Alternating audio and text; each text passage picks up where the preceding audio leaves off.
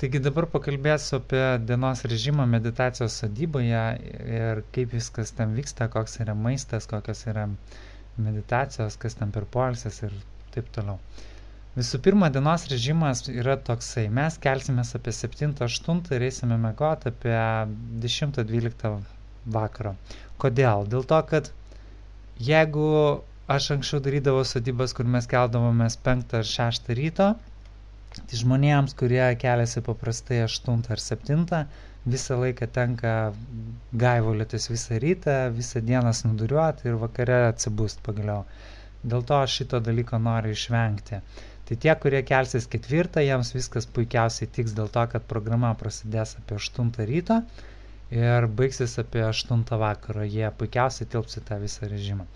Tada ryto mankšta mes tikiuosi turėsime tokį Andrių ir jisai mums praves ryto mankštą su trumpais kvėpavimo pratimais ir asanom, tai reiškia jogos pozomis. Kas norėsit, galit pabėgioti ar netgi nedarytos mankštos. Tada iš karto po to, po ryto mankštos mes turėsim arba meditaciją, arba pusryčius.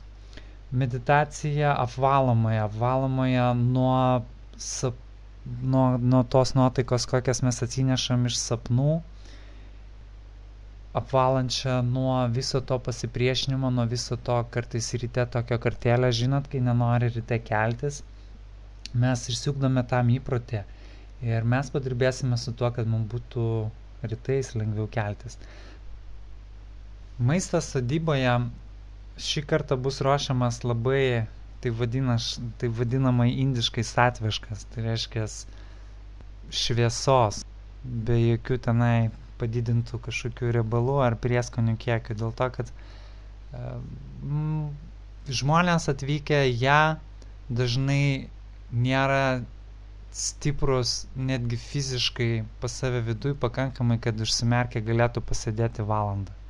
Jeigu jie užsimerkia, tai dažniausiai yra miego impulsas ir žmogus užmiega. Maistas tam labai padeda, tam užmigimui. Dėl to maistą darysim lengvutį.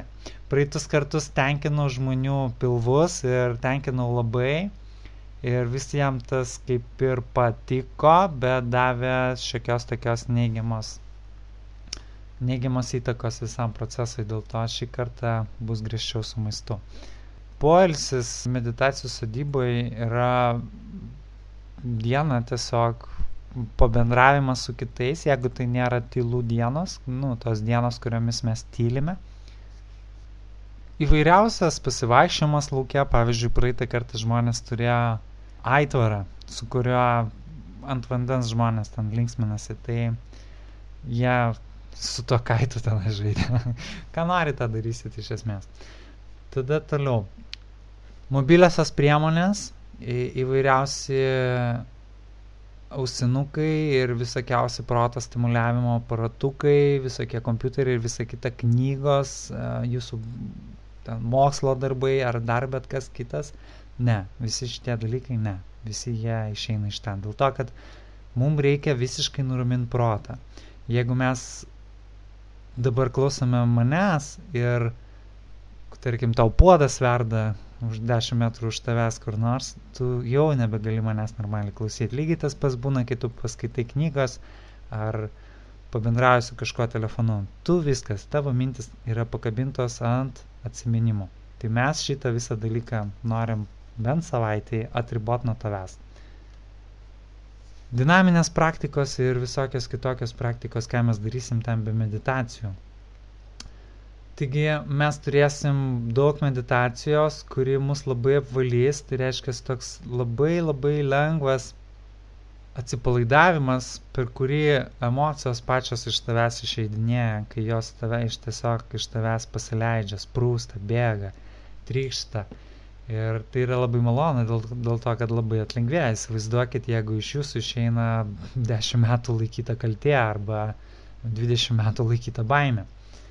Va, bet tas ramumas, jisai pasidaro labai toksai ramus ir kadangi mūsų protai yra labai pripratinti prie impulsyvumo, tai aš nenoriu jų ypatingai pažeist, tų impulsyvumų, dėl to, kad mes turim per mažai laiko, jeigu tai būtų mėnesis, tarkim, tai mes tada galėtumėm viską taip jau labai rimtai tildyti.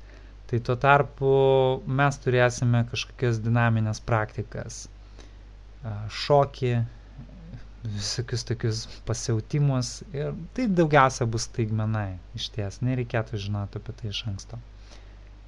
Tai štai tiek viso.